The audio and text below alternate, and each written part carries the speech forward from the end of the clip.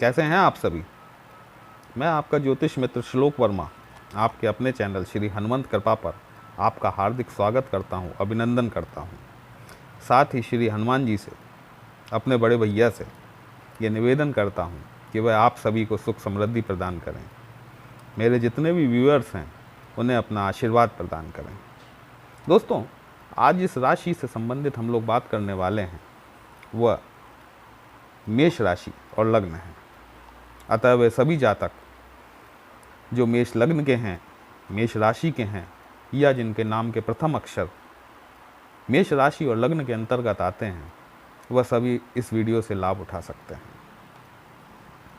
दोस्तों, आज हम बात करने वाले हैं मेष राशि में राहु के गोचर के बारे में।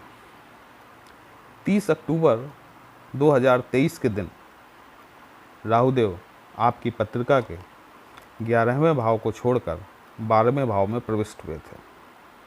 अब आप कहेंगे कि 30 अक्टूबर निकले हुए तो 6 महीने हो गए, आज यह चर्चा क्यों?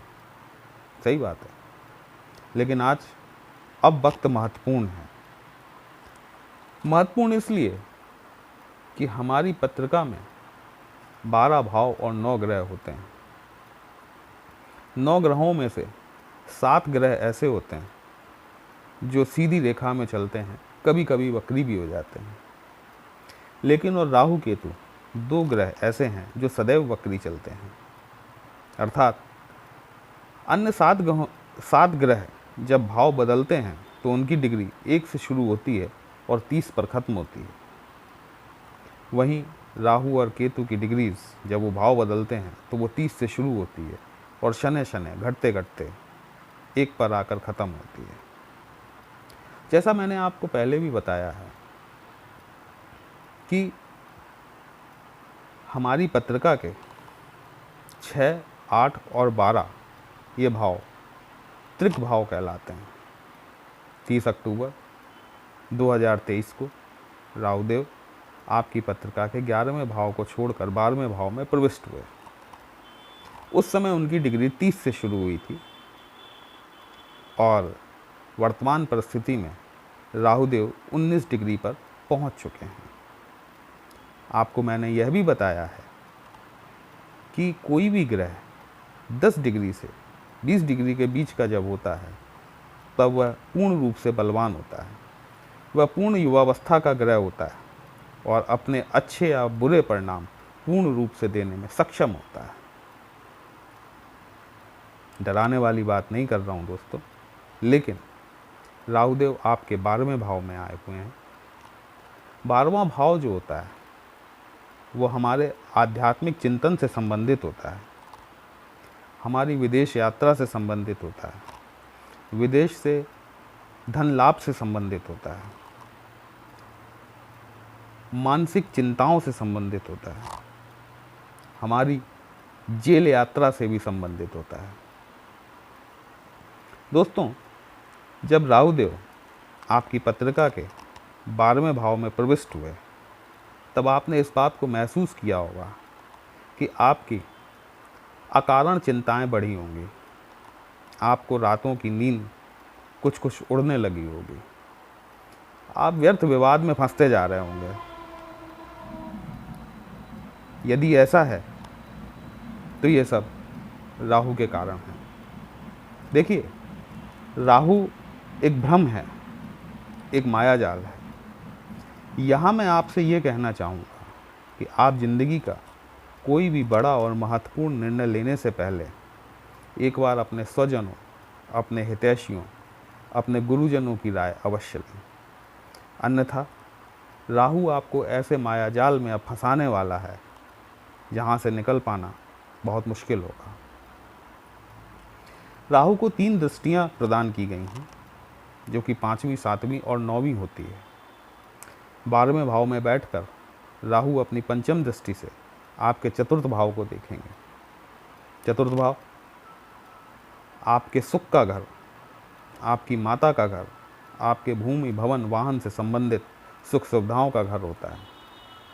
12वें भाव में बैठकर जब राहुदेव पंचम दृष्टि से आपके चतुर्थ भाव को देखेंगे तो मैं आपसे यहाँ ये निवेदन करना चाहता हूँ कि अपनी माता के स्वास्थ्य का विशेष ख्याल रखें।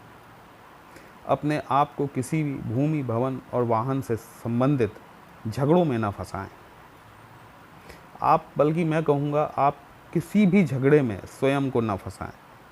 अगर आप कहीं झगड़ा होता हुआ देखते हैं तो उसमें इन्वॉल्वमेंट करने के बजाय आप चुपचाप वहाँ से खिसक लीजिए, निकल लीजिए, क्योंकि यहाँ बैठा हुआ राहु आपको व्यर्थ फंसा सकता है, आपके सुखों में कमी कर सकता है।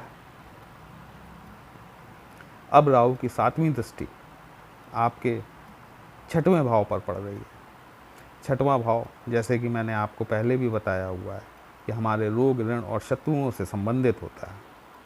दोस्तों, इस दौरान राहु के इस गोचर के दौरान कोई ऐसा छुपा हुआ रोग जो आपको नहीं पता चल पा रहा था, आप परेशान तो थे लेकिन समझ में नहीं आ रहा था, वो उभर कर सामने आ सकता है। अच्छी बात है। अच्छी बात इसलिए है कि छिपी हुई चीज़ें ज़्यादा घातक होती हैं। अगर वो चीज़ सामने निकल कर आ जाती है तो उसका इलाज किया जा सकता है, उसे ठीक किया जा सकता है। इसी प्रकार आपके गुप्त शत्रु, जो अब तक मुंह में राम और बगल में छुरी लगकर घूम रहे थे, वो अचानक आपके सामने आ जाएंगे। आपको सब स्पष्ट हो जाएगा कि कौन हमारे हितैषी हैं, कौन हमारे स्वजन हैं और कौन हमारे शत्रु हैं। तो राहु यहाँ आपको इनसे भी पहचान कराएंगे। देखिए, राहु हैं तो शत्रुओं पर विजय तो अवश्य दिलाएंगे आपको, लेकिन शत्रुओं की पहचान कराना भी राहु का काम है, अवश्य परिचय कराएंगे। इसके अलावा राहु आपको अपने माया जाल के चलते किसी ऐसे ऋण में उलझा सकते हैं, किसी ऐसे कर्ज में फंसा सकते हैं जिसकी भरपाई निकट भविष्य में बहुत ही मुश्किल होगी। तो अगर आप कोई भी कार्य करने जा रहे हैं, कोई नया बिजनेस स्टार्ट करने की सोच रहे हैं, कहीं इन्वेस्टमेंट करने की सोच रहे हैं, कहीं प्रॉपर्टी में इन्वेस्टमेंट करने की सोच रहे हैं, तो कहीं से भी ऐसा कर्ज लेने से पहले 10 बार सोचिए और अपने हितैषियों से इस बारे में परामर्श अवश्य कीजिए। राहु की 9वीं दृष्टि आपके 8वें भाव पर पड़ेगी। 8वां भाव पाताल कहा जाता है, जहाँ सब कुछ अंधेरा है, घनघोर अंधेरा है। 8वां भाव हमारे साधनाओं का भी भाव है। 8वें भाव को मृत्यु भाव भी कहा जाता है।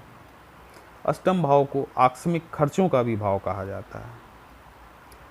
8वें भाव को आकस्मिक यात्राओं का भी भाव कहा जाता है। देखिए, यहाँ जो राहुदेव अपनी दृष्टि डालेंगे, इसके तहत आपको, अगर आप पूजा पाठ करते हैं, अगर आप अध्ययन करते हैं, तो आपको उनसे विरक्ति होने लगेगी। आपकी व्यर्थ की यात्राएं होंगी, मतलब ऐसी यात्रा जो आप यात्रा तो कर रहे हैं लेकिन उसका कोई समुचित परिणाम आपको नहीं मिल रहा है।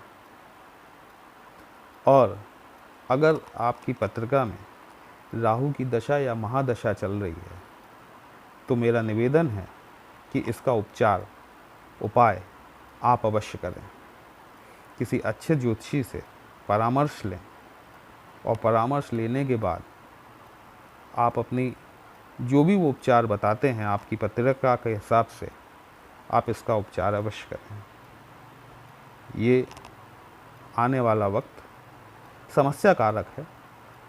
समस्या ऐसी नहीं है कि जिससे नहीं निपटा जा सकता। अगर कोई समस्या है तो उसका हल भी होता है और उसका समाधान भी निकाला जाता है, लेकिन बात यही है कि समाधान कितना अच्छा निकल सकता है।